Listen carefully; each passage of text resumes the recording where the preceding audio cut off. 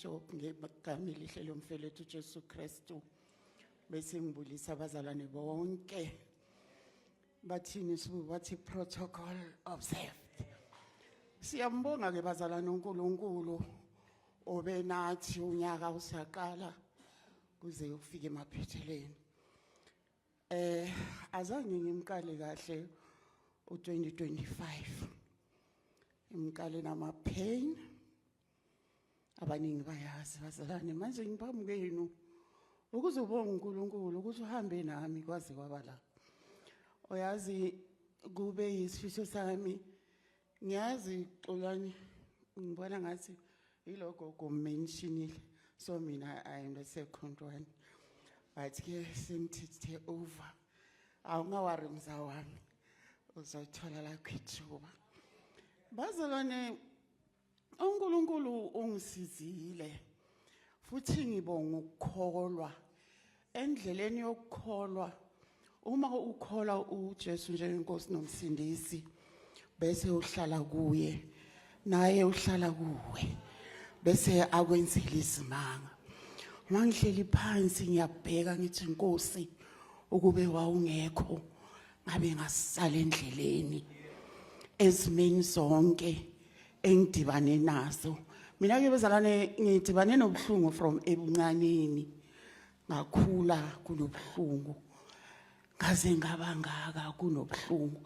Manje kulamalanga adlulile kuye kwafika enhlizweni yami ukuthi ngizosho phambi kwenu ukuthi bengine enga yobuncane nginga understand ukuthi kwenzekani kodwa uNkulunkulu wahamba nami ngaba neenga ngemusha. uNkulunkulu wangivikela ngaba neenga noma sengisemshadweni kodwa uNkulunkulu azange angilahle. Manje le enga bengikwate ngalendlela ukuthi ngikwatela abantu abaphilayo nabantu abafile. Uyazi bazalwane ukukwatela nabantu asebamathamba amhlophe lokhu wena unalokwata. Kwafika kimi ukuthi kulezi nyanga since umyeni wami ahambile ngifunde enye into ukuthi angisafuni ukuthukuthela.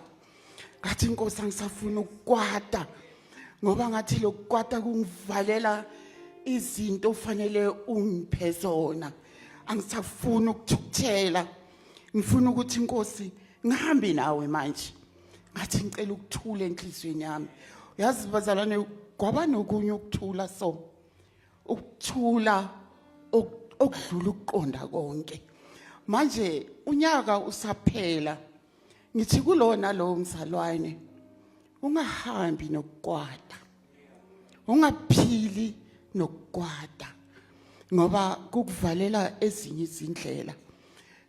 Njengoba ngisho bazalwane kusuke amanye amapain ebenginawo mina emzimbeni kwasuka obunye ubuhlungu ebenginawo enhlizweni kwaphela ukubalabala kwaphela ukuyaluza kwengqondo kodwa kwaba nokuthula. Manje ngithunya kusaphela bazalwane ngiyazi ukuthi abanye bethu kuyiwa kuma get together so kumini get together yangihlula bazalwane ngicela ukunitshela ngoba uma sekuhlangenwe bese kuba naloku akukhuluma naloku akuhleba nalo. Manje enhlizweni yami ngibe nokuthi Nkosi ngicela ukuhlala nawe ekhaya lami. Yes abaya kuma get together ngicela ukuthi ningamlibali uJesu njengenkosi nomsindisi ene ningalibali ukuthandaza kukhulu kunako konke ukuthandaza. Ngimbonile uJehova hamba nami ngomthandazo ngambona futhi angipha abahlobo abafana nani engithi noma ngihleli ngikujabulela ukuzohlangana nani ukuthi ngiyazi ukuthi ngiya kulaba abangifundise uthando. Manje lothando cela uNkulunkulu angisize ngilidlulisele ebantwaneni bami njengoba ngimcela uNkulunkulu uthi Nkosi ngicela ungiphe amalanga okuphila. I don't want to go now because my house is not in order. I want to put my house in order before you take me, Lord. Please teach me how to do this. Nkulunkulu omusa anibusise bazalwane. Nithi abahambayo nigoduke ngomso nigoduke noYehova. Abagodukayo ndithi nigoduke noYehova. Niphinde nibuye ningalibali ukumthandaza uYehova. Yalebuka. Kyalebuka. I thank you all. Thank you for allemaal. Ja, thank you for allemaal. Ja, you can see lebagayina. Amen. Amen bazalwane. Men inranda ngofu. Yimelwe gogo mthimunye. Amen.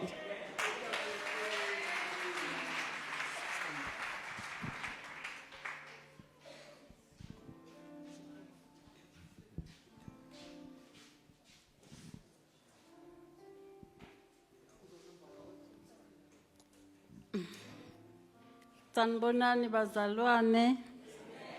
Ngibulisa ubabhishophi noma mbhishophi. Nginibulisa nonke. Bazalwane nginithandayo. Ngihleli kulesa situlo unyaka wonke ngifuna usukuma uSathane uyangibamba. uSathane uthi awuyi lapho. Ngoba wena umntanami. Bengiphuza ngibhema bengilala nesikali sotshwala mina lapha nginofakazi nangu mama umkhwanazi umngani wami besiphuza sobabili ngiyambonga uNkulunkulu bazalwane yena oye wahamba nami wabuye wazongihlanganisa nomama umkhwanazi besiphila impilo efanayo besihlukumezeke emakhayeni wethu abo baba bebangakasiphathi kahle manje sazinikele ezinkambeni uNkulunkulu amuhle wangikhipha mina lapho ngangizitshela ukuthi ngiyohlukaniswa ukufa notshwala but hayi wena sisumuhle kangaka ngithi hayi mina vele la ngingenile la impilo yami le kanti ungibhekile uSomandla insimbi ezinye ngaqoshwa inyanga mina yangikhipha njengenja yangikhipha inyanga ngangiye enyangeni ungasintando yami sengingumzalwane kugula usisi wami uzokhala lemzini wami ukuthi uvele ibhande manje omunye umakhelwane uthi hayi mina nginobaba omunye engimaziyo olapha lebhandi ubaba wakami asaphila uthi hambani naye uSibari nimphekelele lapha enyangeni mina la ebusweni bami bengjengale zinto lezi lama speaker lawo bangicobisile abathakathi ngoba ngithize ngimntana kaNkulunkulu mina uNkulunkulu ngamukela ngo1983 ngitontile kwaze kwaba yi2014 ngathi ngivuka ekseni kwangathi ngithelwe ngamanzi ashisayo ngathi ngiyazibheka ngazibona ngingenye indlela bengihlala nomntana kabhuti wami uThabo wathi anti wenze njani ebusweni ngathi kunani Thabo buya baba wathi anti ngathi bakuthele ngamanzi ngathi nangizibheka ngakhala izinyembezi ngaqeda lapho ngangasaye enkonzweni ngakwatela uNkulunkulu ngathi why uNkulunkulu ungenze so vumela abathakathi ngahlala vele 3 months yonke ngingaye enkonzweni ilesikhathi sekuzofika lo sisi wami ophethwe yibhandi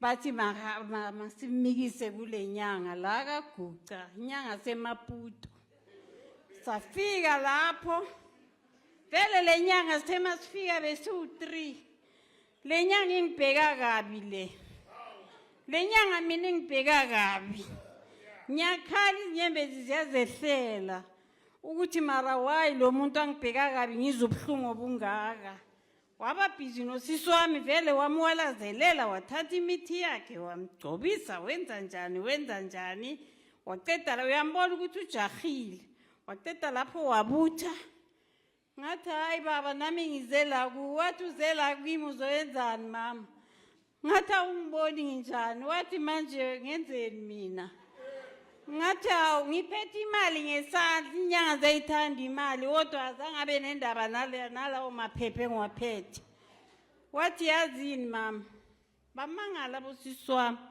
wathi mama ngicela ukuthi uhambe uyothandaza uyamaza ngisho uNkulunkulu ngathi mina iyanyamaza uNkulunkulu vele ngingumzalwane wathi ngicela uyothandaza mama uzophola hey abantu bamangala ukuthi umuntu angaxoshwa inyanga iphethe nemali hayi uyaloya logogo hayi nasifike endlini batshela ubaba bathi phela usesi inyanga ethize yona ngeke ithathe imithi yayo for yena ngoba uyamaza uNkulunkulu wakhe ngabuye ngahlala abazalwane 3 months ngikhuleka la endlini bathi haya sambe enkonzweni kunenkonzo ngapha ngase Eskom Park lo baba uyakhulekela uzophola or uye kweyakho ngathi angikwe yami angikulo baba lo uNkulunkulu ongidalile uyena ozangenza ngibe right ngikhuleke ngathi baba ngicela ukuthi ngole pende wangipenda ngayo nangizalwa ngicela ukubuyela kiyo nakuyintando yakho mayenze usathana kanamandla ngathi ngivuke ekseni uThabo wathi awu aunty yazi la ngathi uyelo bone nyana la ngathi lethi sibuko Thabo ngazibheka ngabona kunokukhanyanyana ayizange liphele lelo viki ngabuyela esimeni samba zalwane ePalm Village bebangihlola songa amaGarden nabantwana manje esitolo bathi bajike nami bayeka into ebebazicoca kodwa uNkulunkulu wami ngiyamthanda bazalwane ngiyamthanda ngeke ngithi wena mama bishop nobaba umbishop ngizabekwa yini ngelanga lami lokugcina ene manje ngisukumele ini ilanga lami lokuzalwa ngolosibili manje ngithema ngimbonga uJehova ngoba ungigcinile kwaze kwabala khona manje bengikhula ngiphethwe inhliziyo namanje ayikabi right ngenile kuma x-ray lapha eGeneral ngiyeka i3 bathi gogo ungathi uneni heart failure kwenze njani ngathi angazi kwaba njalo bazalwane zinengi izindaba ngeke ngiqhubeke ngiyabonga Singelibonge sonke na elihleli kaje singelibonge sonke na lona elihleli kaje Hallelujah. Hallelujah ekseni. Nasekuseni ngithanda ukumbonga bazalwane uNkulunkulu. Ngicela ukumbonga kakhulu enhlizweni yami. Mangihleli lapha phansi ngibonga uColani makavula lethuba. Kunento ethi hey mara bathe thuba thabo gogo. Manje kuvuka lo mhlobelo lothi singelibonge na. Bazalwane uNkulunkulu bemuhle singelibonge na. Noma singeke size sonke la phambili but singelibonge na bazalwane ngiyambonga kakhulu uNkulunkulu enhlizweni yami ngicela ukumbonga uNkulunkulu akuvuma ukuthi ngithule bazalwane ngihambe noNkulunkulu unyaka usaqala ngawuqala kabi kwaba nento eziningi nje empilweni yami ezenzakalayo ukuthi emakhamba ubaba emhlabeni ngasukuma azange ngivume ukulala phansi azange ngivume ukuphelelwa amandla azange ngivume ukulahla ukholwa azange kube lula so usathana wabona ukuthi yazi lo ngithi ngiyamshaya uloku uyagijima so usathana esikhathini esiningi nakakuhlasela abona ukuthi uyamhlula uzongena ngabantwana ngazama ngamfundisa umntwana ubaba hambile emhlabeni waqhubeka euniversity wafunda wabuya okay ngokude bendlela wathola umntwana lo ngihamba naye kwaba kuhle uNkulunkulu wangibusisa nabazali bakhona zange kube bantu abangijikelezisayo ngoba ngiyiwani sabambisana Sathana waloko abhekile wathi usamile. Mangisabheke njalo yena lo ngimfundisayo obuye university masekaqala athi yasebenza wavaleka amehlo. Wavaleka nje amehlo vele du. Ngahamba ngazama ngashona lena. Kodwa ngiyambonga uNkulunkulu ukuthi angangilahle. Uthe noma kuphela ithemba abanye bakutshela ukuthi hayi ukuthi awenzanga lokhu. But ngiyambonga uNkulunkulu ukuthi mina ngama ekholweni. Enhlizweni yami ngoJanuary kwathi nakuqala izimo ngabhala uIsaiah 49. Ngamtype ngambeka mawungena vele eminyango. Bengithandaza yena from January until May. uIsaiah 49 from verse 14 mawehla nayo uthi umama angamzala umntwana abese uyamshiya. Uthi okay kona kuyenzeka ngoba siyababona nakubokhumbula ekhaya. But mina ngeke ngize ngikushiye. Uthi igama lakho uthi ngikubhale la isandleni sami. Mangivuka ekseni ngithi ngiyabheka ngibona ubuso bakho. So bese khona la lithi abangethembayo ngeke ngabajabhisa. So uNkulunkulu from January bengimtshela lawo mazwi lawo ngiwatypeile so wabona uthandaze iverse eli1 for the whole year. uNkulunkulu ngambona bazalwane ngimbone ngingayanga ukuyobuza emntwini ngimbone isimo singashintshanga ngisho ngena la akekho ongangitshela ukuthi bekangangibona ukuthi ngidlula kusiphi isimo kodwa ngihleli kuNkulunkulu ngisesimene esinzima ene ngingedwa ene kunzima nokuthi ngisherele abanye abantu because esikhathini esiningi asikholwa ngokufana. Omunye mawuthi yamsherela ukutshela ukuthi hayi azange ugeza abantwana. So ngaba nalokuthi yazini akekho umuntu engizomsherela nangikhulume nomama nobaba nabanye mhlambe abantu engikhulika nabo it's fine. Bazalwane ngifuna nje ukusho ukuthi kibo bonke bebangikhulekisa ebebasazi isimo sami.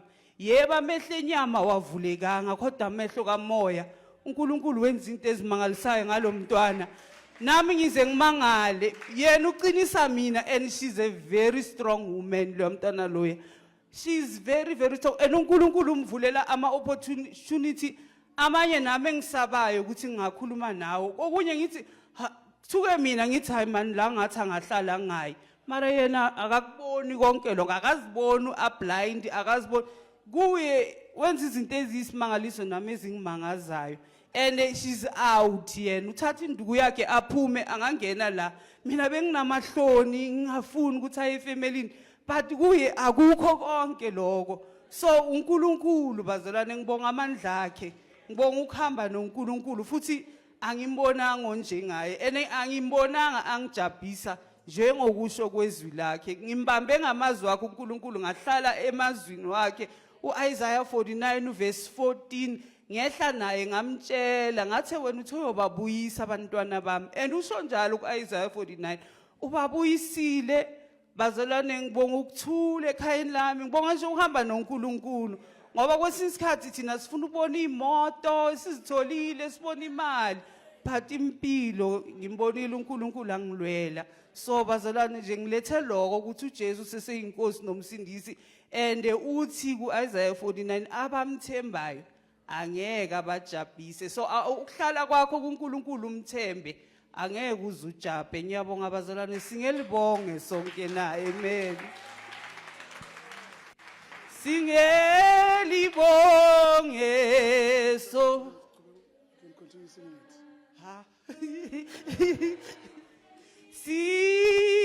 Singaje singelibonge singelibonge bazalwane silibonga njani sihleli phansi eli kaje singelibonge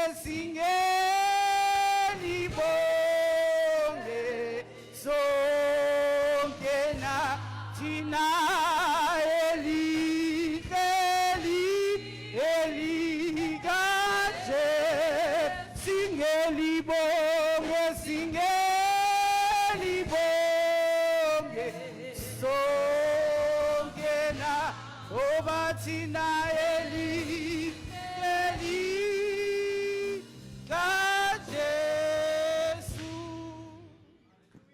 Hallelujah. Amen, bazalwane. Amen. Sizodeclare namuhla abangazi ngizokhuluma bese nangilandela. And let us say it with boldness and intention, bazalwane. I declare that I will use my words to bless people. I will speak favor and victory over my family, friends, and loved ones. I will help call out their seeds of greatness by telling them, I am proud of you. I love you. You are amazing. You are talented. You are beautiful. You will do great things in life. This is my declaration, bazalwane.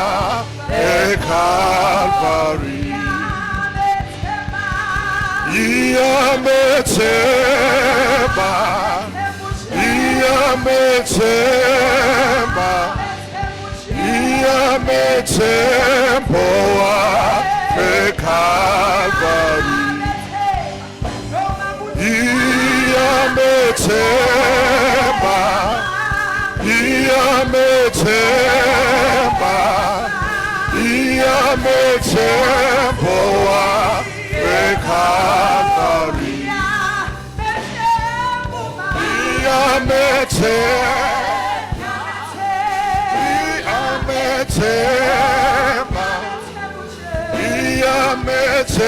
Iyamethembo eKalvari.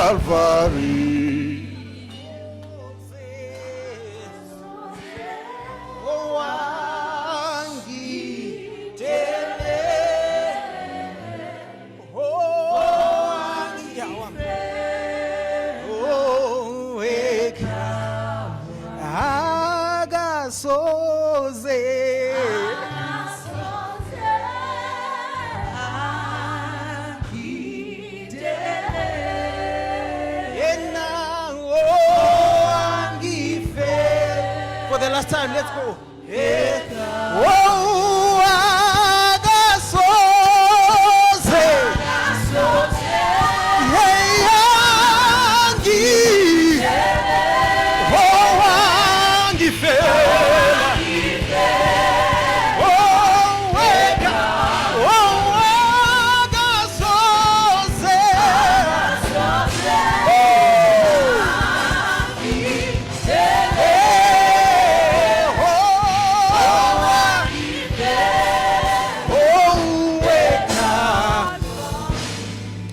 Namhlanje kuseni sibonga ukufelwa uwe.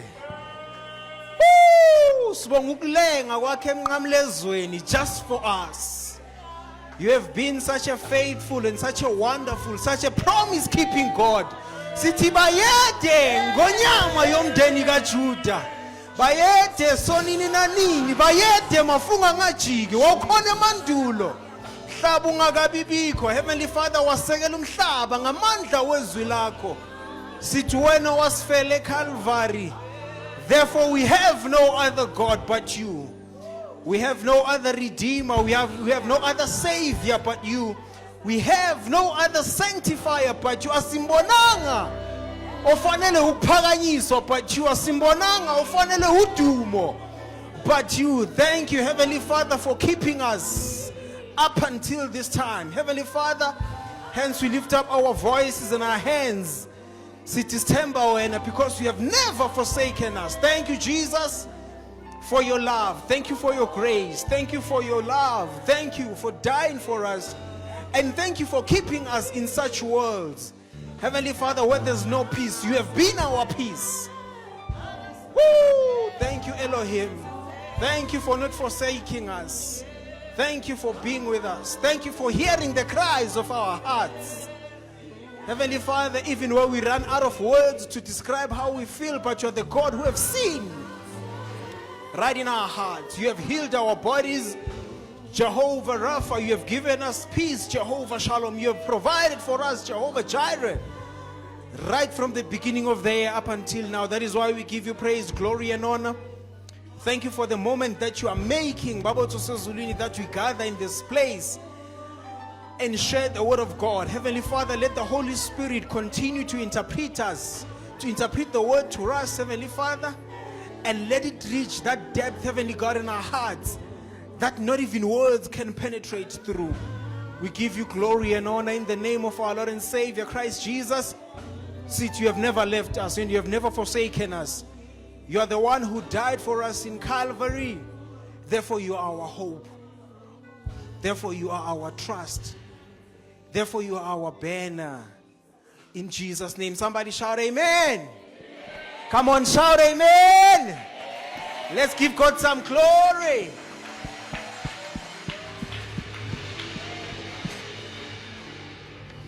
Hallelujah. Hallelujah. Bazalwane ngiyanibingelela egameni lomfelo wethu Kristu Jesu. Amen. Let me greet our parents in the name of our Lord and Savior Christ Jesus. Bishop FJ no mama. Ne right? I like your beard, Grootman. You know? Yeah. I like your beard. You're coming up all right. Khona lapha kuposte khona usengabanga nentshebe so. I was like, hey, kunomunye umfo odlala ngomuntu omdala man. Yenzeka somewhere bazalwane. But we thank God for having such a leader and such a covering of your caliber, Bishop. And I think, mina bazalwane, fatherhood is a gift to our nation. Fatherhood is a gift to us as a nation. And there are certain problems that we don't come across in our lives if you have a father. Amen. And not just a father, but a father that is fathering. Amen. Because there are other fathers when touch who are not fathering. They are just there because they produce the seed, therefore a fruit came forth. But they are not fathering. But fatherhood is not just a position, but it is a role.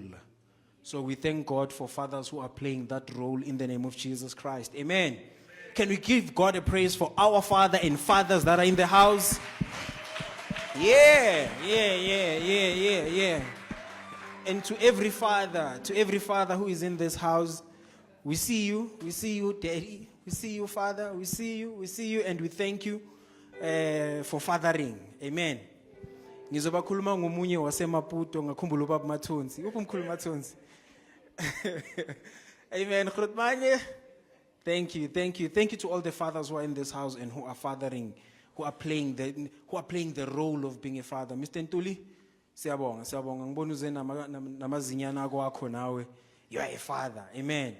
And to all our mothers, Mom KJ, we thank God as well for you in our lives. You're turning up very well. I love that. Amen. Cheers again. Yeah, we thank God for having a mother of your nature and a mother who loves us regardless of our flaws, namabata wetu, and a mother who's just mothering us. Siyabonga kakhulu. Can we give God praise for all our mothers in the house? Amen. And to every person that is in this house, ngiyakubingelela, be greeted. You are such a beautiful bride. Amen. Bheka kumakhelwa nomtshela ukuthi waze wamuhle makoti.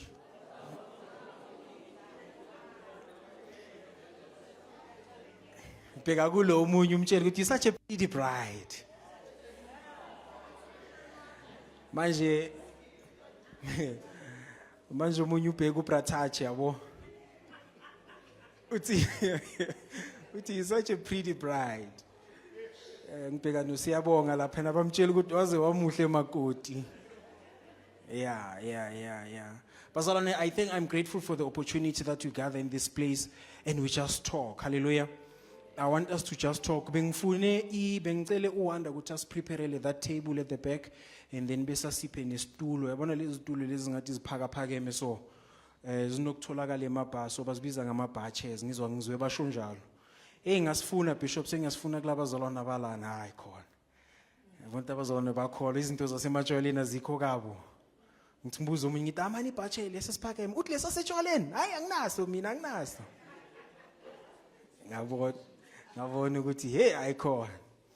But be that as it may, bazalwane, it is in my heart and it is my wish today that let's just have a conversation. I wanted to sit down because bengafuna ukuthi kuzwakale kwangathi uyashunyayezwa ne. I wanted us to sit down and have a conversation so that uzwe kwangathi siyaxoxa namhlanje we are talking about very important things. Hallelujah. And sibonga uNkulunkulu ngenkonzo yobufakazi sanda ukudlula. Amen. That was let's give God some praise for that, ne? We missed that because some people abused it and we decided somehow to give it a pause. But bazalwane indaba yobufakazi is very much important. Very, very much important. And you are not allowed, Mam Khumalo Skoko, you are not allowed to look like your problems. No. You are not allowed to look like your problems. You are not permitted to do that. So, uma ngabe sezikunethile zadlula nawe kwabanje ya. Still wake up, do what you do. If you're putting your makeup, put your makeup on. If you're putting your glasses, whatever that you put, even if you are catwalking, whatever that you do, get up and do it, bazalwane. Tell Michael, get up and do it. Nesi smaflozan. Bangakuboni ukuthi njengoba so retireile, but yena so yahluyisa yona asihluwisi la kwaJesu nebazalwane. No, we don't. Just a brief one. The year as well has been so ruthless to me. Very, very much ruthless. Some time ago ngenza just ngathi ayisoxoxa ngelinye ilanga masekungconywana ne. Sekuqalile kuba ngconywana uNkulunkulu is doing some good things. But it was so cruel. 2025 was so cruel. Actually, today's discussion, Bishop, comes from partly from that. There's an assignment that we were supposed to have as a joiner in that session, where you said, think of your life. If your life was a book, what chapter would it be on right now? Yazi ngabheka impilo yami gogo ngabheka ukuthi ima ngixoxele nje kancane yabo ngeke ngasebenza somewhere outside of the province makucala unyaka and ngikhumbula kahle ngafakaza ngi-email la siku cell group ngathi bazalwane kuyalunga vele we going forward, I got a job. Hey, it was nice. I was very much energetic about it. I tholakala phasa wonke ama interviews ayingiye vele siqale sisebenza man. Kanti usathane yabona ngathi uyabona ukuthi lo ngathi ukhuluma too much uphaphe kakhulu. Athi ngicale ngibeka ama chess games lapha nalapha. Zithe maziya lapha kubo June lapha bazalwa. I started 2024 early. Zithe maziya kubo April 2025. Hey kwaqala kwayalina le gogo. Yazi sibanga ini. Sibanga umuntu othi ufuna ukuba nomntwana nami.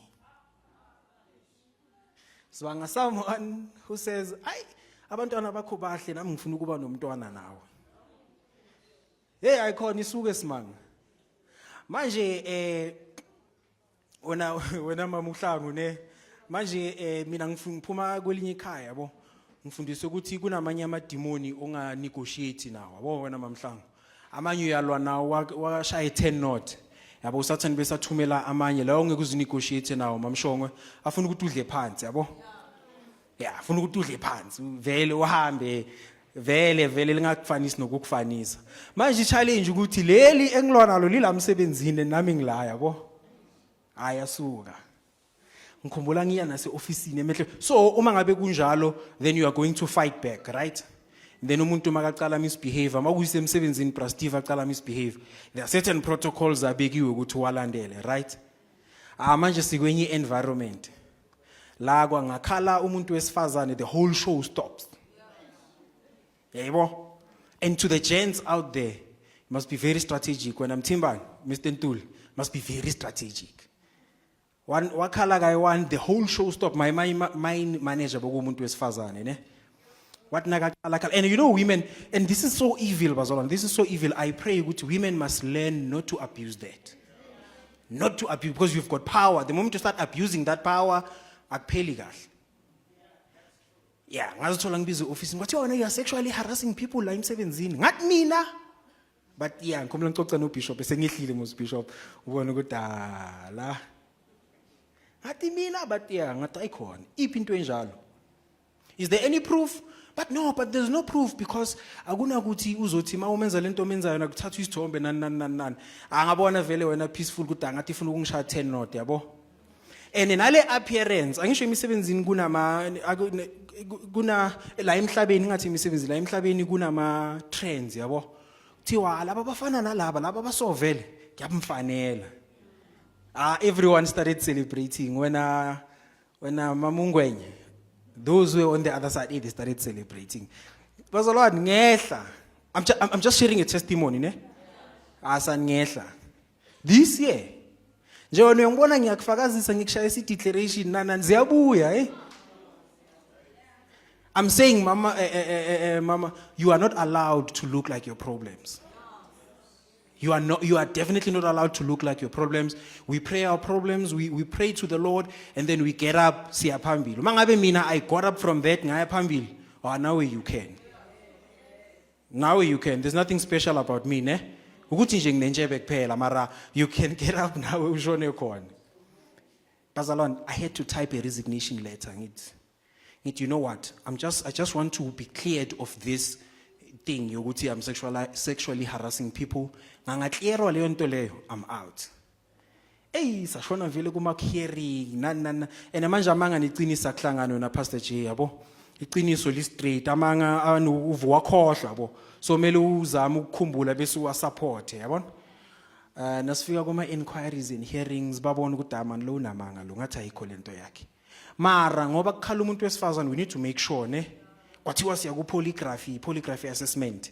Polygraphy le laba kufaka khona izinto so wena sisithops yabo. ukuzwa ukuthi ukhuluma amanga or ukhuluma iqiniso na. Imagine a whole Sibusiso Gininda lo umbona wena lapha phambili uthi yeah. Sashona eMiddelburg. You know, I know for a fact that I'm not guilty, ne? But uvalo lwakhona. Because now there are people ababoshiwe ngalezi zinto lezi yabo. Angazi imagine vele sebathi ejele bishop umngami sebangilethela idrink pop lapha ne half brown. Vele say for something I did not do, and there are people behind bars who did not do that, but they are. I remember ngena lapha officeini wena yakhumbula ngikubuza ukuthi what type of a lawyer are you, ne? Vele ngqondo yami bese lapho ntanga ukuthi ngiyahanjwa. I remember ngigibela to that office. We're going to go to the Word of God. We're just having a good time, right? Kuphuka ngaye kolela office nangene office in our head office kunenye aircon lapha wena Ignatia ngiyabanda blind angakhupha ngikhuphuka ngizwa lokubanda loka ingcondo yathi yabona lokubanda lokuzwa kokugcina after la vele you are gone isikhuphuke vele ngifika lapha ngithola umunye usisi womlungu untombazana umama womlungu. So imagine my senior boss umama womlungu, the person oka human resource umama umuntu omnyama ukutshela kahle ukuthi mina ngithatha idoda ngithatha ishit. Usho njalo, I'm sorry for usho njalo. Uthi ngithatha nonsense. Lento lemile iphele la in this company. And when uqala uzela nembewu embi, you know people you know power is not for everyone. Power is not for everyone. Hey, vele bishop sengiyakhuphuka ke nami vele ngiyazibheka ngibheka abantwana bami ngibheka umngami. Hey, vele kunzinyana so wena Steve. Ngicabanga ne drink pop ne half brown ukuthi vele asikhuphuke vele lo mama umlungu athi I explain the process. This and this is how it is going to be. Please stay calm and sizokwenza, this is how the process is going to be. We wholly depend upon the results ozosinikeza wona. Stay calm. Njani? Stay calm njani kunje? Mara ngita umhlengi wami uyaphila yabo. At the end of the day the truth is going to come out. Ayisigibele vele sihlale phansi angikhombise sileya boardroom yabanda mara ngijuluke kubanda kunjalo. Izandla uke wathuka izandla zakho zajuluka so. Ya mangizibamba sona wena ma Miriam ngizwe ukuthi izandla zami zijulukile manje. Vele sibeka izandla laphana bakufake lezi zinto zakhona. Makushaya inhliziyo uyabona lento ukuthi so. Ngathi ungabamba lenhliziyo uyikhiphe uyibeke phansi uyishayisele ngomoya so yabo ukuthi hey phola wena ngoba uzosibophisa yabo. Asangena bangibuza ama questions nani ngaphendula enazibazwa uNkulunkulu amuhla I passed that thing. Ngaphuma nangehla lapho ne ngehla with that uke wabona you are grateful but you are angry.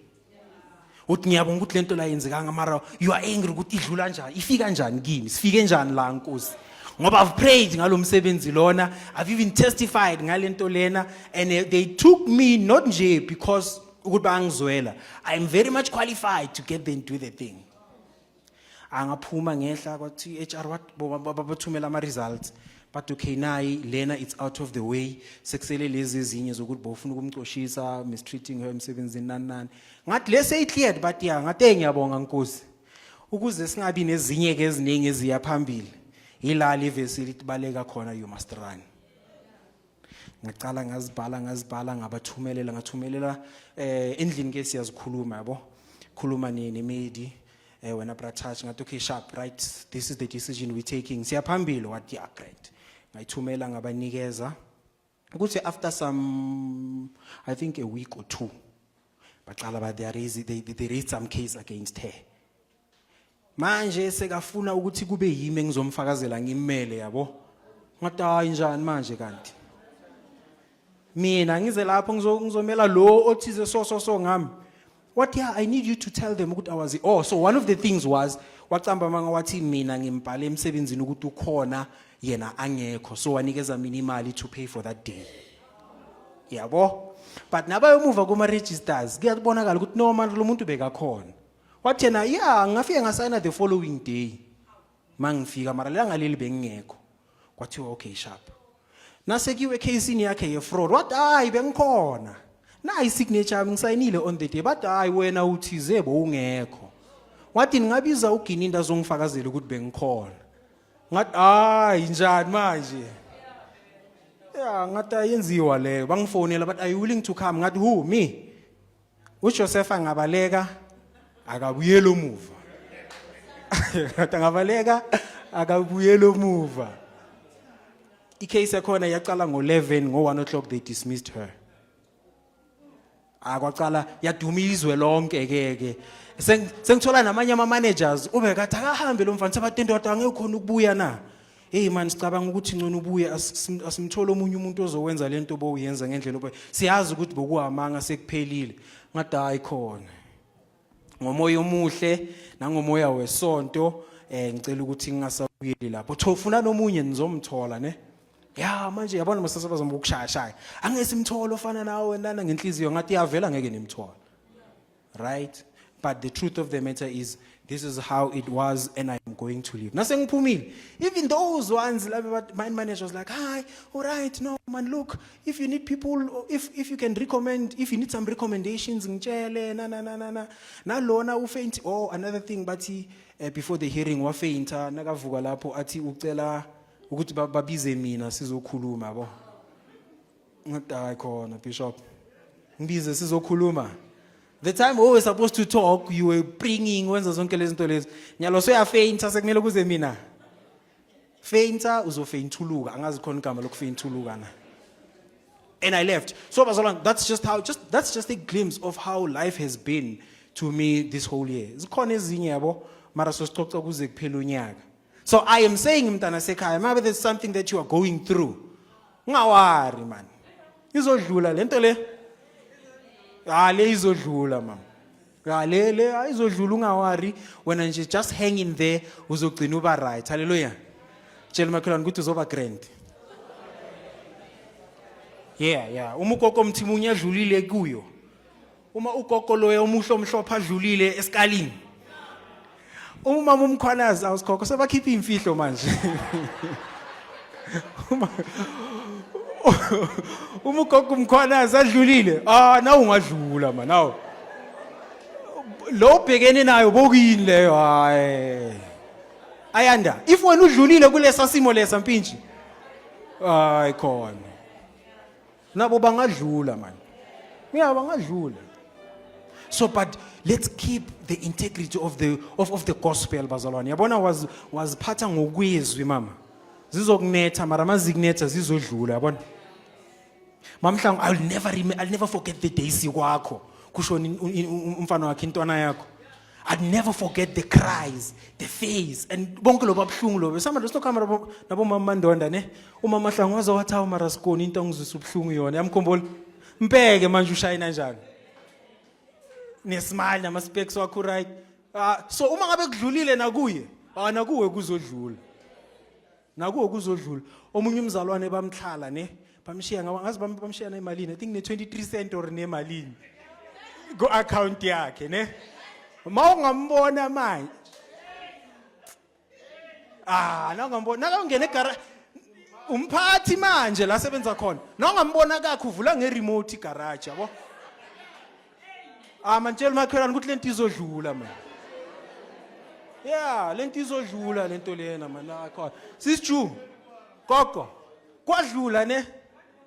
And manje ngeke manje ngococela abantu bangathi unamanga uzama ukuthi na ube relevant. Yabo. Mamkhelini. Lo nyaka lo khona simngcwabile kakho ne. Uyazibona mara ukuthi ushayina njani. Uma kudlulile kuwe. Tshela nomama ukuthi lento izodlula man. Yeah, lento izodlula man. Bazalwane we're in the book of Ruth. So besikhuluma ngoNaomi, cishe ngathi in the book of Naomi. Encwadini kaRuth we'll be talking about Ruth and I'm glad ukuthi inkonzo yethu has taken this direction. I want us to talk about seasons. Amen. Ngifuna ukuthi sikhulume about seasons. So funda chapter 1 wencwadi kaRuth mara it's actually a story about the whole book. But I want us to read just the first chapter, ne? Chapter 1, incwadi ka Ruth, Mama Mota. All right, ma'am? And I'm not right. All right, ma'am? Yes. Ngithanda hairstyle, man. So now we would, tu meyare. Amen. Amen. Na ifundeka ngalendlela bathandekayo. Chapter 1 wonke bazalwane incwadi ka Ruth ne. Ayisiningi kakhulu man. It's just about 20 verses, 22 verses. Yeah. Yeah, ifundeka ngalendlela bathandekayo. uElimeleki nomkakhe uRuth. Kwathi emhleni abahlulela ngayo abahluleli kwaba khona indlala ezweni. Umuntu othile waseBethlehem Juda waya ukuyohlala ezweni lakwaMowabi yena nomkakhe namadodana akhe amabili. Igama lalowo muntu lalingu-Elimeleki, igama lomkakhe lalinguNaomi. Amagama amadodana akhe amabili ayengoMaheloni noKiliyoni. Babe ngama-Efrati aseBethlehem Juda. Bafika ezweni lakwaMowabi bahlala khona. Number 3. uElimeleki umyeni kaNaomi wafa, kepha yena wasala namadodana akhe amabili. Azithathela abafazi kwabesifazane bakwaMowabi. Igama lomunye lalingu-Orpa, igama lomunye lalinguRuth. Bahlala khona kwangathi iminyaka 10. uMahaloni noKiliyoni bafa bobabili. Owesifazane washiywa-ke ngabantwana bakhe ababili nangumyeni wakhe. Wayesesuka nawomalokazana bakhe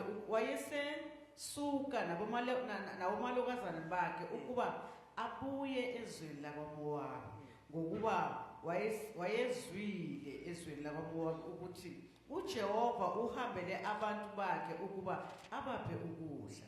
Waphuma endaweni lapho wayekhona omalokazana bakhe benaye, wahamba ngendlela yokubuyela ezweni lakwaJuda. Amen. uNaomi wathi komalokazana bakhe ababili, hambani nibuyele kube yilo naloyo endlini kanina. uJehova makanenzele umusa njengalokhu nenza kwabafileyo nakini. uJehova makaninike ukuba nifumane ukuphumula kube yilo naloyo endlini yomyeni wakhe. Wayesebanga badazuluka bakhala. Bathi kuye, hayi, kepha sobuyela nawe kubantu bakini. Wayesethi uNaomi, buyelani madodakazi ami, nohambelani nami nami. Ngisenamadodana ezibilini zami ukuba ukuba abe ngabayeni benu nami. Buyelani madodakazi ami nihambe, ngokuba sengimdala ukuba ngibe nomyeni, noma ngingathi nginethemba, noma ngingaba nendoda kulobusuku ngizale amadodana. Beningawahlalela aze abe ngabakhulileyo na? Yes. Beniyakuzivimbela ningabi namadoda na? Hayi madodakazi ami, kumunyu kimi. Kumunyu kimi, mark that, kumunyu. Kumunyu kimi ngenxa yenu, ngokuba isandla sikaJehova siphumele kini. Gcina ku 14, ma'am. Amen. Yes. Badazuluka baphinda bakhala. uOrpa wamanga uninazala, kepha uRuth wanamathela kuye. Amen. Kepha uRuth wanamathela kuye, ne? Amen. So this is a story bazalwane. I was reading this this book is so short. Ungayifunda nje awanyane li1 ube soyicedile yonke mhlambe kay2 or kay3. Let me give you a background. Father, bless the reading of your word in Jesus' name. Amen. A background, kunomunye usisi bathi uNaomi. Lo sisi lona uzihlalela kahle nomyeni wakhe and bahlala eBethlehem. And then the Bible records ukuthi eBethlehem kwaba nefamine. Hallelujah. So we're just here to talk about seasons. We're just here to talk ukuthi sidlule kuphi sadlula kuphi and sizoba right, ne? uNaomi is married to umfoba to Elimelech. Bahlala eBethlehem. And just looking at the background, go to say Bethlehem, it means you are in the place of bread. Ne? Bethlehem is called the place of bread. Hallelujah. Now, kwafika ifamine eBethlehem, and then they took some decisions. It is interesting ukuthi impilo bazalwane has got stages, ne? And each and every stage in a season yakhona. Hallelujah. Each and every stage has its own season. No matter the stage, umucabanga from youth, growing up to your early teens, your teens, to your youth. There are seasons, and that's a stage, but there's a season to that stage. I remember mina during those times, I couldn't wait ukuthi ngiphume ekhaya and ngihambe ngiyozisebenzela, because I wanted ukuthi ngizisebenzele wena sistops ngikhona ukuzithengela izinto engifuna ukuzithengela zona, because I was like, I'm coming from a poor background, I need to get out of this house ngihambe ngiyosebenza, you know, and I couldn't wait to get out of that house. I couldn't wait to grow up. That's why noma bebangibuza Ndlovukazi ukuthi ngingakanani, I was never 13 years, I was 13 and a half. Yeah, I was 13 turning 14, because I couldn't wait to grow up. Whew. Growing up. Now I wish like I khona ngathi ngabuyela umuva nyana kancane yebo. Yeah, ngibuyele le umuva ku 13, because nyalo bengibhizi ngithi yeah, I can't be coming up, I'm coming from this poor background. No. Now I'm the background. Hello? If you are here, you are above 30. Now you are the background. I can't come and just think ukuthi I had a poor background. Manje, those are my kids who are going to check with Baba. Are you giving us a better background than you had, or still going to be the poor background that? Hallelujah. No poor background here. Yeah, I'm telling you, you are the background now. It's interesting, and then as you grow up, we are born good. Oh, okay. I know Ziabuya Gege Manje. I'm the one to create the background. As you continue to grow, you reach a stage where manje magmelu sukuma bebohleli phansi magmelu sukume uqala uya decide ukuthi okay mele ngisukume manje. You plan in your head ukuthi uzosukuma kanjani, and then you start practicing what you have planned in your head. 1 2 3 ngizosukuma ne bese 1 2 3 uyasukuma. Uma umthi munye understand ukuthi ngikhuluma ngani phela. Yeah, waqala wasukuma nje ngenye indlela ongayiplana nguzwe sokunelinye ipain. Yeah, or washeshe wajika uphuma amandonda, or washeshe wajika nje masinyane so usithola ukuthi ivuthu phansi uma ngale sengifike njani manje la phansi. It's a stage and the season of that stage. Hallelujah. It's a stage for that. Uthi omunye, hey ngendlela sekungakhona mtukulu mele noma ngithimula ngicale ngiplane ukuthi ngiyothimula njani. Lava kwathi kuthimula is to sneeze ne. Uthi I need to plan ukuthi ngiyothimula njani ngoba ngelinye ilanga ngeke ngathimula enengibhekisa inhloko le. Angazi ukuthi la ngomuva kwenzakalani yabona. It's a stage, and to us you can sneeze whenever, you can stand up whenever. But there are those of us who must think before they sneeze. It's a season of that stage. And it's very interesting ukuthi uSisu Naomi finds herself bano Elimelech eBethlehem, but there's famine in Bethlehem. Now, there's not supposed to be famine in Bethlehem, because Bethlehem it's the place of bread, ne? Endaweni yesinkwa. Now, these are the oxymorons of life, ukuphikisana kwempilo, where you are at a particular space, la there are certain things as expected khona mara zenzeki. Imagine telling people ukuthi use Bethlehem mara kunasinkwa. Mara kusendaweni yesinkwa. You know, growing up mina I was, sometimes we plan impilo yabo. I was telling myself ukuthi ngizokhula. I'm sure now ngcobi bozitshela ukuthi ngizokhula, I'm going to go to school, and then when I'm 21 I'm going to start working, then when I'm 22 I'm getting married, and now you are 30 you still haven't got married, and the kaya they're expecting certain things. You know, our families bazababuza ukani isikitisa nini. You know, it's a season. Hallelujah. It's a particular time of your life. And Naomi is in that space at Bethlehem, but she doesn't have bread there. I want to warn you, and they decide, Bazalwane banu Elimelech, ukuthi, you know what we're going to do? We're going to move. So zosuka lana kule nandawo and go to a particular space. Right? And before Sfio ukuthi they moved, ne? One of the things that is so shocking about life is that you might appear when touch like you have something, but when people get too close to you, they realize, no man, you actually do not have that. bakhona banjalo. Yazi mina omunye umalume wami wake waboleka and she's late now and I love her so much. I think I was around in my 22, 23. Wangifonela athi uboleka 20,000. Athi man ngicela ungiboleke 20,000 ngisesimini esinzinyana so. Yazi ngazibheka at that space of my life nga 20 so kusho lo muntu lo makangibhekile ucabanga ukuthi ngine 20,000 ehleli nje ebank. Elinde ukuthi afike yena azoyiboleka. Leso sikhathi leso ngizifunela i250 yokugibela itaxi every day yokuya emsebenzini. Yena uzoboleka i20,000 kimi. Have you ever seen those people who look labantu laba who look like they got it like they got it up together ba grand ne? Yeah, yonke into ihlangene. Mara mawufika uyabona ukuthi akunanto ehlangene la. They look so financially stable until you get close to them. He's so financially stable. Zoba grand and we get close. I'm figure out Agna next la. Or gents la bosi sabatla, but they're so beautiful, so gorgeous. Banobuso ngat na uptinta bzofofekela phakathi. So you know those ones? Mara when you get close, you realize good ngathi nobuso kuphela la. Someone once said light travels faster than sound. Ne? Do we know that? Guti ukanya kumbe light travels faster than sound. Ne?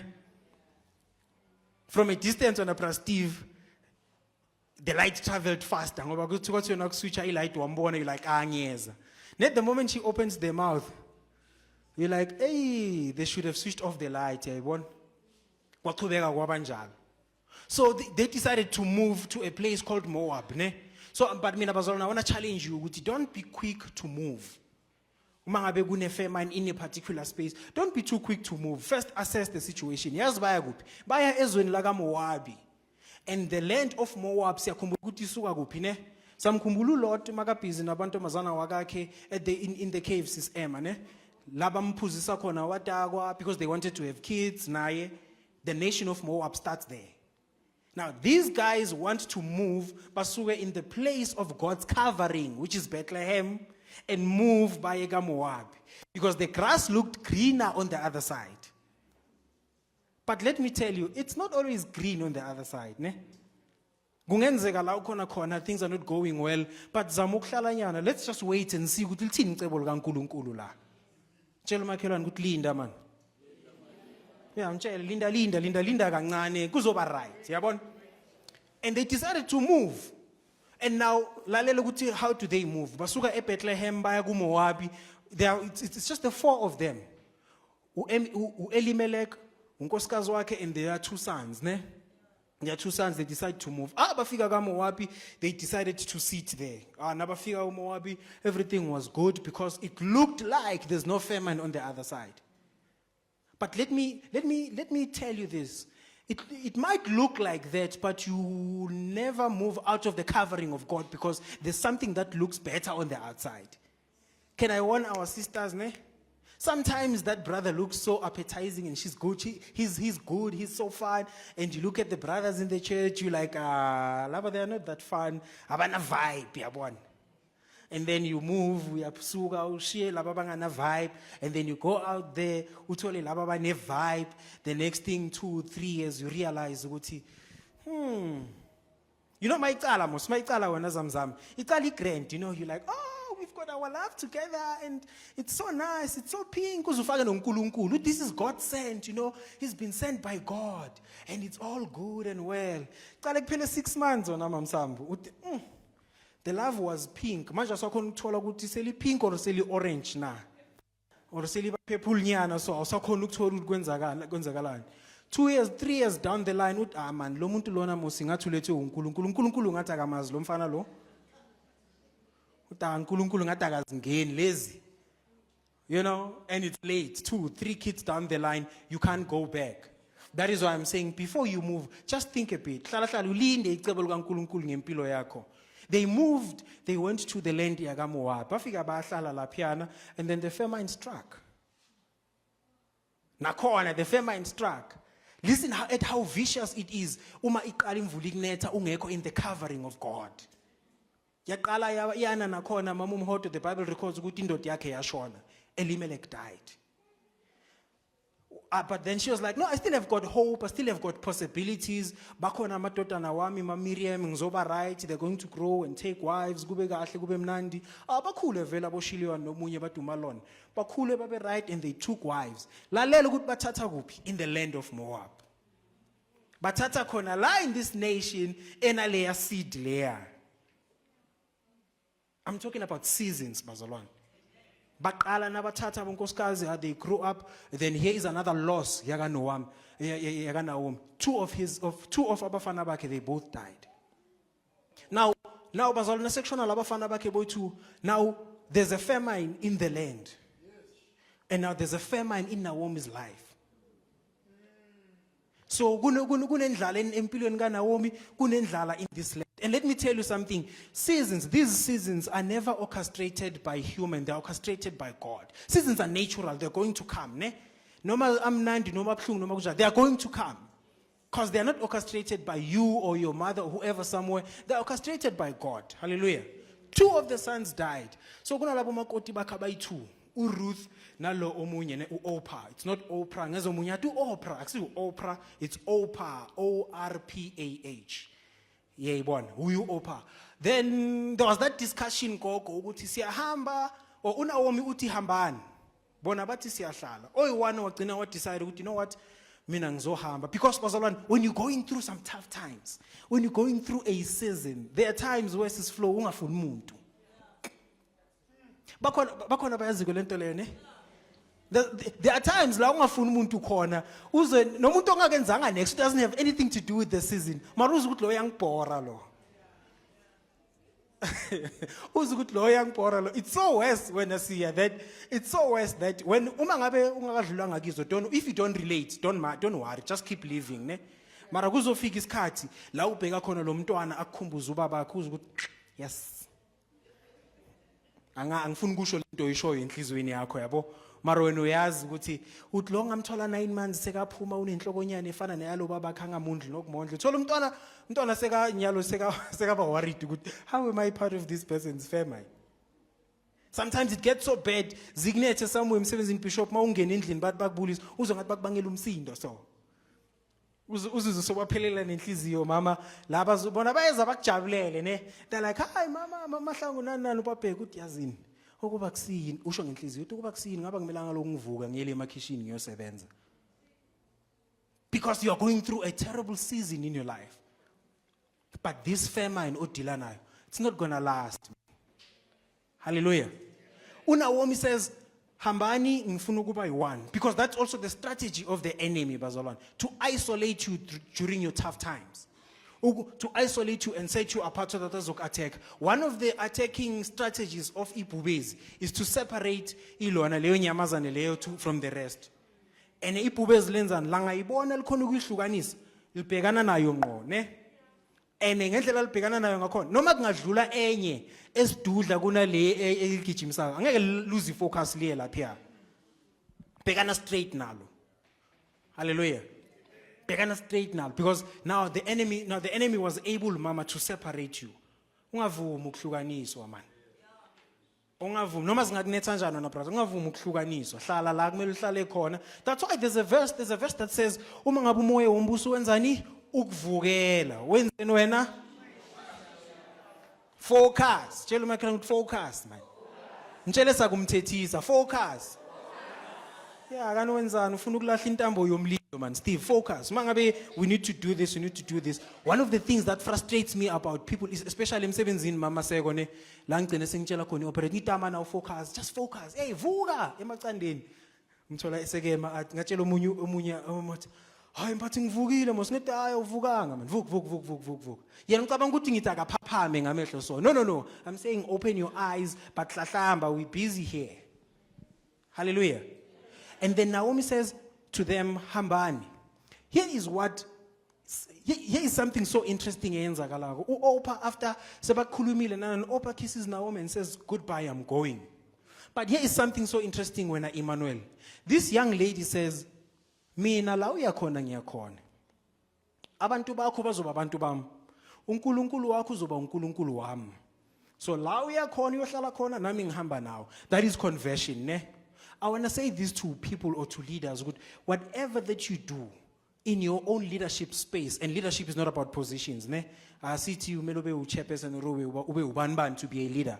But the moment uNkulunkulu appointer, that anointer to be in leader, to lead either a family or in Sebenzin or wherever, you must know that you have followers. Now, whatever decision that you make determines whether your followers bayakhula or bayehle.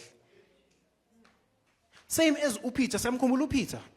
uPeter zamnetha ngelinye ilanga, it was so bad that uPeter wathi no, mina I'm going back to fishes. Sengiyofisha manje ngiyobamba amafish. Lezi ezinye nazo seziyaqala ziyamlandela, azazi next ngokudoba, azinamikhumbi, azina next. uPeter iKristu yento enayazi ayijwayele. Intshumayelo yangelinye ilanga leyo ukuthi sometimes mase zikunetha uyentweni uyijwayelwe noma ungabizelwanga yona at that moment. Hallelujah. And there are people abaqala bamlandela bashona khona badoba abakaze badoba abakaze benza next abana mikhumba abana next. Nangu noNaomi akazi ngeculture yaseBethlehem akazi next mara ngoba umamazala uyahamba nayo uyahamba. Kusho ukuthi uNaomi wabona something kulo gogo lo uRuth sorry wabona something kulo gogo lo nawathi there's something lo gogo anayo engiyifunayo nami. Ngikhulekela ukuthi sibe namehlo wokubona especially ladies ukhona ukubona ukuthi kunenrwanyana laphiyana kumamkhuma lengiyifunayo. And noma ngahamba iye kuphi angiyomyekela until ngithole le yanto leya. Kenje ubani usho njalo bishop othi angiyukulekela uthi angiyukuyekela uJakobe ne uthi angizukuyeka ngaka ngibusisanga angizukuyeka uma ngabe mele kuse lokusibhizi ngikubambile ngamane ngikakarele. IsiNdebele ukukakarela ne hathi ngamane ngikakarele until ngithole lento engiyifunayo lapha kuwo. Naomi did that, and we see them moving now, coming back from the place of Naomi, from the place of Moab. Sebayaphuma babuya eBethlehem. Now this is what I want to tell you, mzalwane, ukuthi noma ngabe zingakunetha kanjani, let that sense come to you ukuthi mele ngibuyele ekhaya. Ayibuye kuwe that sense ukuthi no matter the famine in my life, no matter the famine in my house, no matter the famine wherever it is, at some point I need to come back home. There's a son, he came back to his senses, or he came back to King James, he came back to himself. Wabuya eyingqondweni zakhe. Wathi yazini ekhaya bayadla kuyasala banamapaloni nezingu nama peanut butter nani leza mithanda ipizza wangathi nginiphathele ini zithi pizza nebheka nani bazibale zibe eziningi ezibabayo nezingababi bazihlanganisa. So now this son what yazi ekhaya right man bayadla ukudla kuyasala kunana naku mina la ngidla nokudla okushiwe izinto. Go study that ne. It doesn't say it's study the implication of that.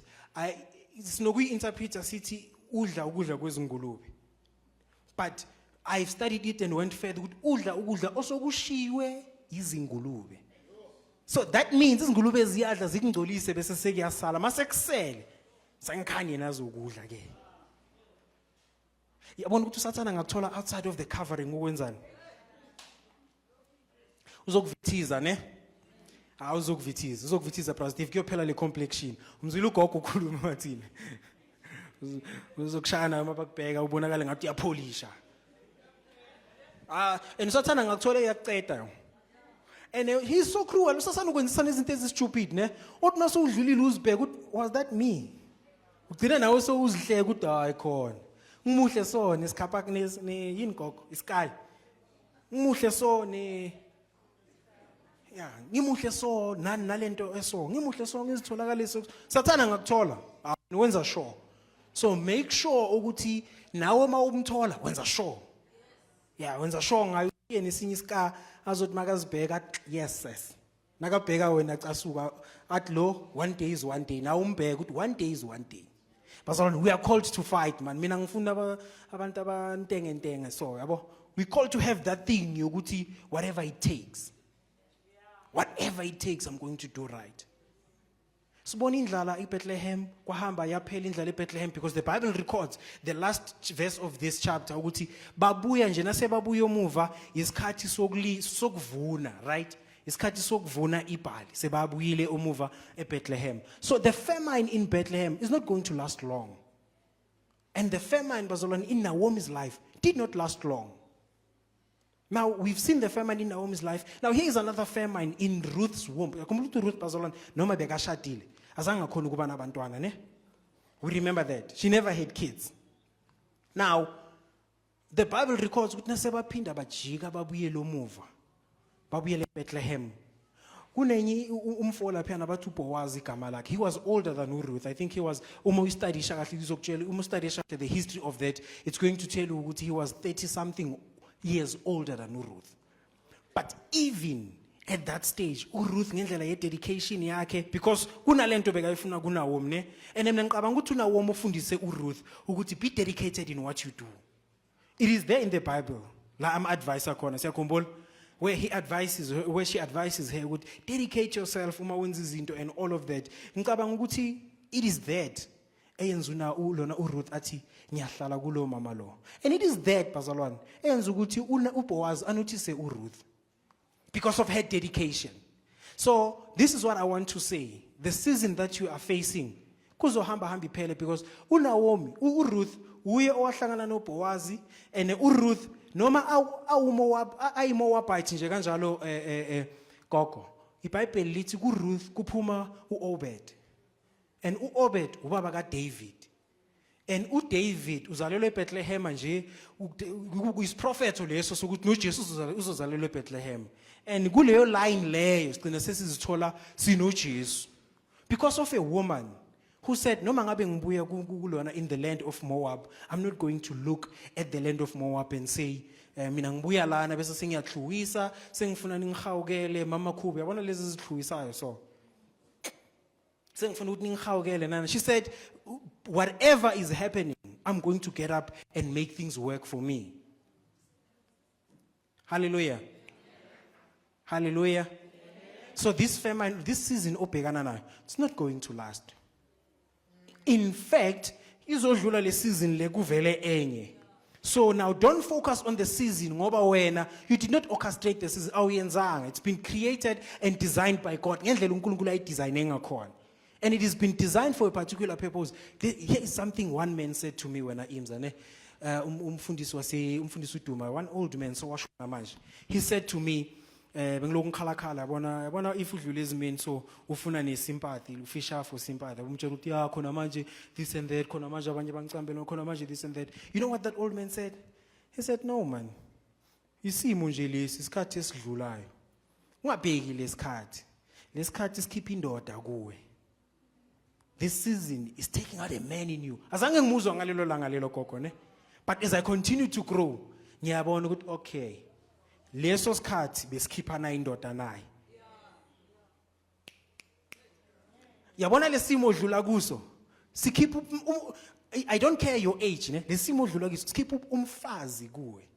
Umkhulu wami uthi mfati ayibiza emphasize yabo uthi likhipha umfati la kuwe. Yeah, ubona ukuthi ngathi legama kuyaliwa. Mam Tops leso simo sikhipha umfati kuwe. It's taking out the woman in you. Okuzothi one day kube uye or encourage the next person. Hallelujah. And he said that to me. I was like, okay. But as time went on, ngiyakhumbula ukuthi oh, this is the man. Ngoba kuba ngidlulanga kuleso simo leso. Ngabe aniyiboni lo muntu enimbonayo namhlanje. Hallelujah. So it was just a season. So I want to say this, Bishop, in closing, Guti, whatever season that you find yourself in, just know, just focus. Don't focus on the season. You can't change that. You can't change that. Kuzokwenzeka ne? Ene kuzokwenzeka and basazoshona. Unawomi wangcwabe 3 people. And it doesn't mean na ngeke azoshona uzoshona.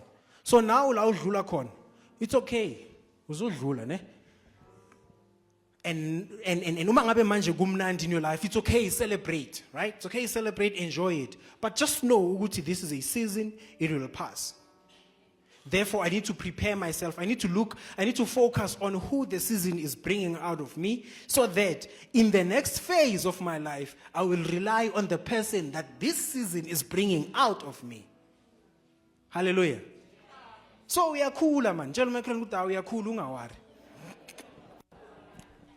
Sis Flo, awutshela umama Ngonyama ukuthi nami ngikhule so ungawari uzoba strong. Ngitshela ungawari uzoba strong. So our thing was just to encourage each other. Ukuthi, whatever it is that you are going through, you are not alone. Yabona ungasiboni, ngababoni abanye badlowa nabo ziyabanetha. And they are growing up out of those situations. And bazoba strong, ne? Or there's this saying ukuthi uzoba strong. Ngawari now udlula khona, uzoba strong. Uzoba strong sis Nomfundo. Khona la zake zakunetha khona wena girl. Ya ngibona ukuthi yazi ziyakunetha manje, ne? Yeah, ziyakunetha manje zikunetha over. Uyiphoyisa ngapha. And unesibhamu sokuthi nangifuna ukule zinto lezi ngayisort out masinyane. Yeah, fast. But you are called to stay in your place. You are called ukuthi noma qala kuba nzima uhlale endaweni yakho, can just stay there. If it means ukuthi uqinisa umhlathi man. Yeah, if it means ukuthi you grow and uqinisa uthula ume lapho, just do that. Just do that. Uthi ukhulume lamagama lawo akhuluma uJob wathi ngiyamazi umhlengi wami uyaphila. Uma ngabe kufika lelanga lokuthi ngimbone ngizokuya ngiyokuma phambi kwakhe and plead my case. But one thing for sure I know, ukuthi owami umhlengi lo ongibizile wangibeka la, he's alive and he will never. There's a verse ethi angeke avuma unyawo lethu lenzeni. As we stand on our feet, bazolo unyawo lakho mina I'm promising you that angeke lize lishelele. Angeke akhona yena umveli ncane angeke lize lishelele Bishop. And if he kept you, he's going to keep us and he's going to keep me. And he's going to keep the rest of us. So this life thing, Bazalwan, this life thing, it is a tragedy to those who are emotional. But it is a joke to those who think. Because at the end of the day, you look at it, so namhlanje siyayihleka indaba yokuthi ngayabo ngifaka izinto ezinjanjani ngithuye bayifaka nalasifubeni nangizibheka lesifuba iyadlala nayo ithi so. At that time, it wasn't fun. It was bad. But if I came out of this, Bishop, other people can come out of it. Now, it's a season and it is going to end. Hallelujah. Bishop, please give us a prayer and just cover us up as the father of the house, that we are going through different things. Some of them are some of them are mistakes that we have caused ourselves, and it becomes difficult to come and talk about them. And Zigneta strong, but I can't. But let me tell you something, even if it is like that, this season is going to pass. Thank you.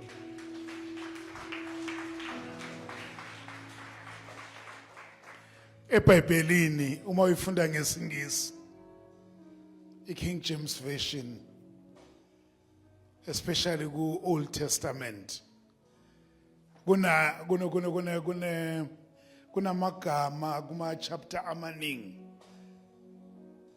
athanda ukuqala ngawo athi and it came to pass, and it came to pass. Now ngayithatha uyibuyisele esizulwini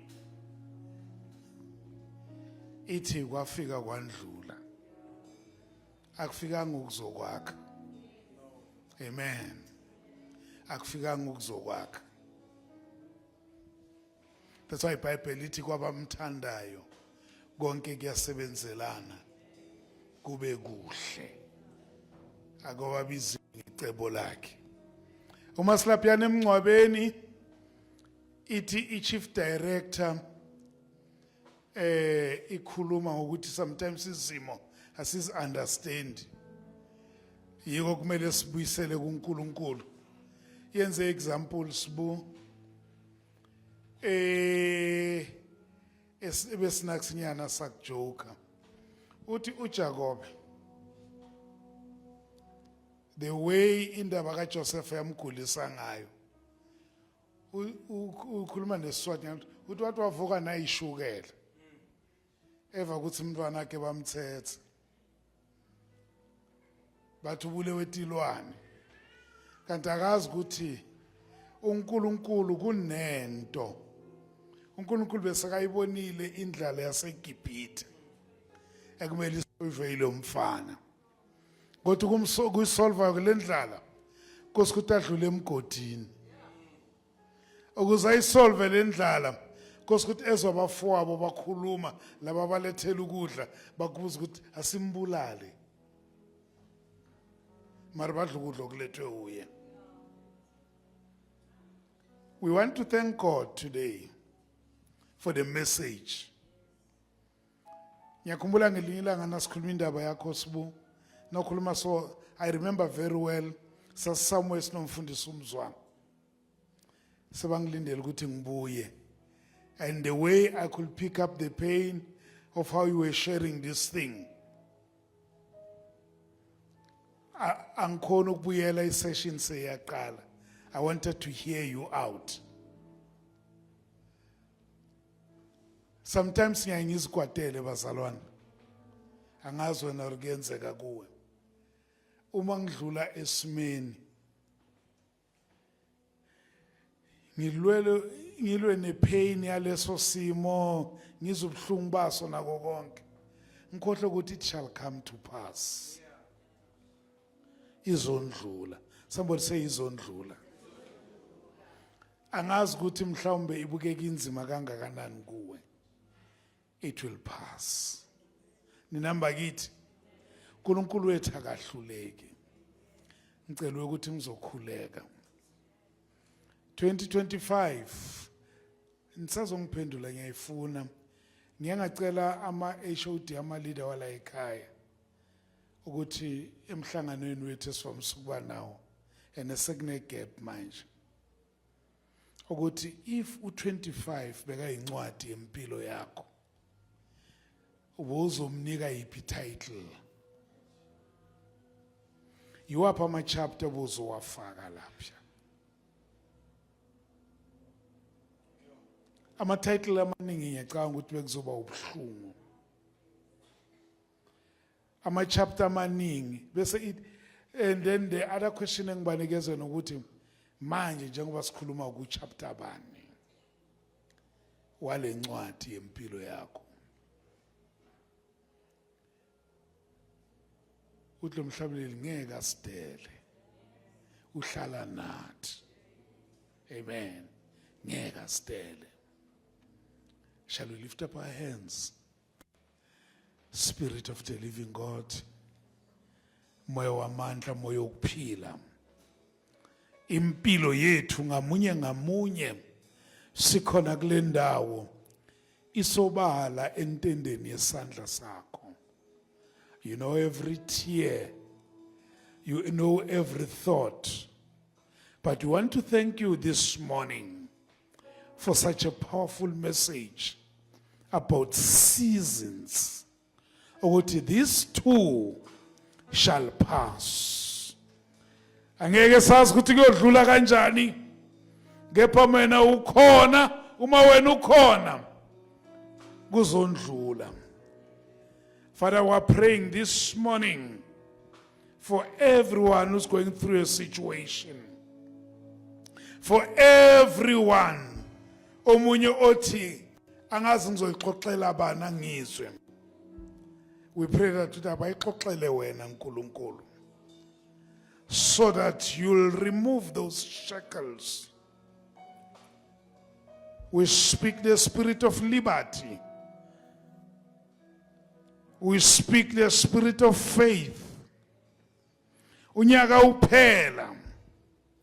Inyembezi akube inyembezi zentokozo zokuthi ube nathi Nkosi nakuba sesindlula kuloku naloku. I pray for that family. I pray for that child of God. I pray for everybody okhona kule ndawo. I pray, Heavenly Father, I speak to every situation. I speak to every mountain. I say, hey, mountain, get out of the way. Whatever mountain it is. Baba Simane declaration eshilo. Good, we are not going to tell God about how big our problems are, but we are going to tell our problems how big our God is. Ngokuba umkhulu wena. Father, we thank you for such an encouraging word. Nyaka ugoqeka. We close the chapter of pain. We close the season of anxiety and depression. We close the season that is so debilitating. It's pulling your children down. We say, give them joy for ashes and a garment of praise for the spirit of heaviness. Give them beauty for ashes so that they will proclaim that great is the Lord. Baba siyabonga. Siyabonga nkulunkulu wethu. Even those who are in the middle of the situation, so let them take courage to know ukuthi wena ungunkulunkulu ongahluleki. In Jesus' name, ibandla lonke lithi amen.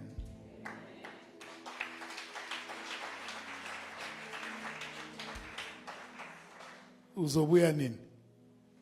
Ngisho kayiqedi indaba yakho. Uzobuya nini? Thank you so much, Brasbu.